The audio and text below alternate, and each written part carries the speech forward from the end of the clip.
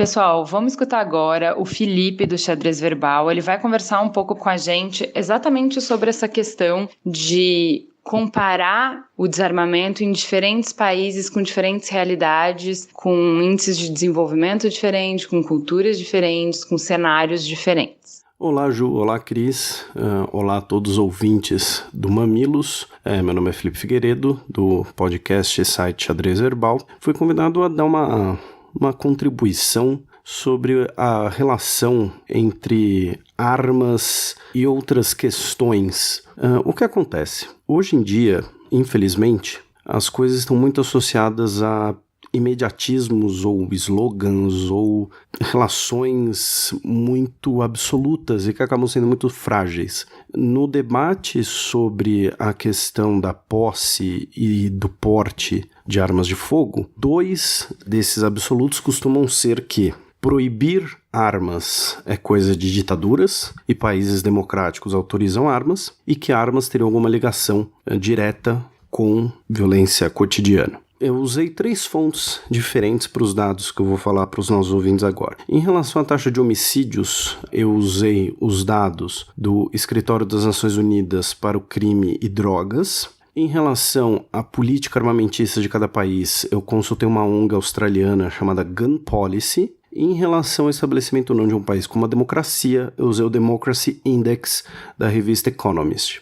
Primeiro, claro que violência cotidiana não se trata apenas de homicídio. Segundo, existiriam algumas discrepâncias nesses números que eu coloquei, porque primeiro, os levantamentos da ONU, eles são periódicos, então às vezes, por exemplo, o levantamento mais recente de um determinado país é de 2012, de outro é 2015, e o Gun Policy, a ONG Gun Policy cessou suas atividades por falta de verba no final de 2015. O site continua disponível, o banco de dados continua disponível, porém, alguns dados eventualmente podem estar defasados. Então, por isso que esse cenário aqui não é 100% científico, digamos assim, embora eu garanta que pelo menos mais de 90% dá para garantir. E o que acontece? A relação com armas de fogo especificamente, ela tem questões muito mais culturais envolvidas, como por exemplo, o exemplo mais visível, a caça, e a criminalidade tem questões socioeconômicas muito mais envolvidas. Então, vamos dar uma olhada, para ver se esses dois absolutos, que são muito comentados no Brasil, eles conferem. Primeiro, vamos analisar 4 países democráticos. Segundo o Democracy Index da Economist, são países democráticos. O primeiro exemplo que a gente pode pegar aqui é a Áustria. A Áustria é um país, como eu disse, democrático, está em 14º, de 167 países do índice The Economist. Ela tem meio homicídio a cada 100 mil pessoas. Lembrando que acima de 10 homicídios por 100 mil pessoas é considerado uma situação grave. E tem uma legislação permissiva. O Panamá, também uma democracia, também uma legislação permissiva, tem 11,3 homicídios a cada 100 mil pessoas. Aí nós vamos para 2 democracias com legislações restritivas. É El Salvador, que segundo o The Economist é um país, uma democracia, tem mais de 100 homicídios a cada 100 mil pessoas, é o país mais violento proporcionalmente do mundo, e o Japão, que tem uma legislação das mais restritivas do mundo e tem 0,3 homicídio a cada 100 mil pessoas, menos que a Áustria. Agora nós vamos para 4 países que a Economist costuma colocar ali como regimes híbridos, ou seja, democracias imperfeitas, digamos assim, ou então países que estão em transição de momentos autoritários para instituições democráticas. O primeiro deles, com uma legislação permissiva, a Bósnia. A Bósnia está em 101º no índice The Economist. Ela tem 1,5 homicídio a cada 100 mil pessoas. Acima da própria Bósnia, no índice The Economist, Honduras tem um regime híbrido, uma legislação extremamente permissiva, inclusive Honduras, eu achei bastante curioso na pesquisa que eu estava fazendo para esse programa. Honduras, se você entrar em sites de revistas ou sites especializados em armas de fogo nos Estados Unidos, Honduras é sempre colocado como um lugar interessante para um turista dos Estados Unidos tirar férias, por exemplo, porque lá ele vai poder praticar o tiro, enfim, vai às vezes poder até mesmo transportar seu próprio equipamento. Pois bem, Honduras tem uma legislação permissiva, é um sistema híbrido e tem mais de 60 homicídios a cada 100 mil pessoas.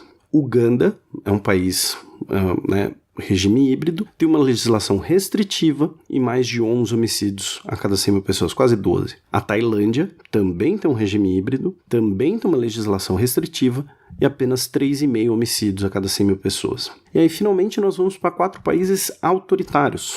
4 países que não são democráticos, são ditaduras em maior ou menor grau, né? E aí nós temos desde as ditaduras, alguns absolutismos do Oriente Médio, até democracias, tentativas, melhor dizendo, de democracias absolutamente imperfeitas ou então fraudulentas, como em outros países. Emirados Árabes Unidos é um país autoritário, tem também uma das legislações mais permissivas do mundo e apenas 0,6 homicídio a cada 100 mil pessoas. O Congo é um país autoritário, permissivo e mais de 10 homicídios a cada 100 mil pessoas. A Rússia é um país autoritário, ela tem uma legislação restritiva, embora na Rússia existam muitos asteriscos na legislação, digamos assim, né, em relação à região que a pessoa mora. Então, se ela mora numa região às vezes muito inóspita, ou então, por exemplo, se é uma pessoa cuja caça faz parte do seu sustento, ela tem permissões especiais. Porém, um russo que reside em Moscou, por exemplo, enfrenta uma legislação bastante restritiva. E a Rússia, sendo um regime autoritário e tendo uma legislação restritiva, tem mais de 11 homicídios a cada 100 mil pessoas. E, finalmente, o Bahrein,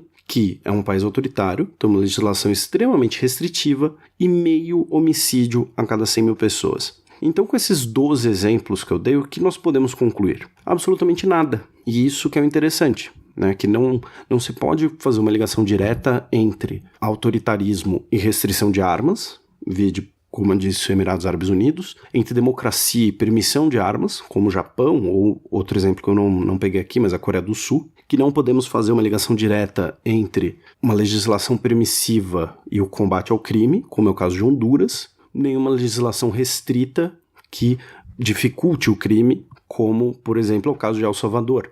E é bastante curioso que os dois países proporcionalmente mais violentos do mundo, em homicídios a cada 100 mil pessoas, um tem uma legislação extremamente restritiva, outro uma legislação extremamente permissiva, e mesmo assim ambos estão em primeiro e segundo lugar nesse nem um pouco agradável ranking. Então são apenas aqui alguns dados para ajudar nessa discussão, né, de como a questão de posse e de porte de armas, ela envolve questões culturais, como criminalidade envolve questões socioeconômicas, como é muito complicado a gente adotar uma fórmula ou lidar em absolutos num tema tão complexo e muitas vezes tão sensível também para muita gente como esse.